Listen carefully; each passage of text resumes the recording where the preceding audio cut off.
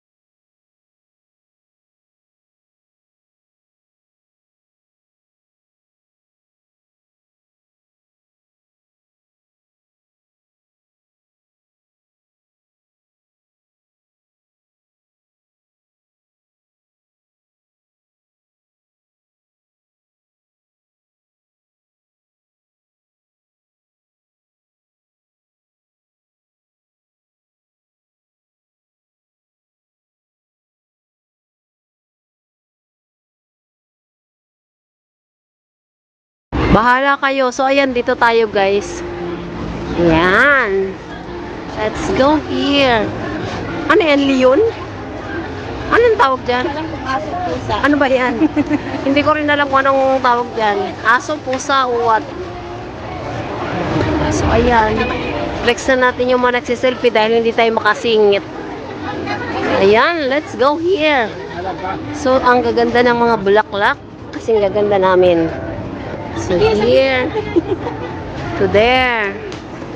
Ayan.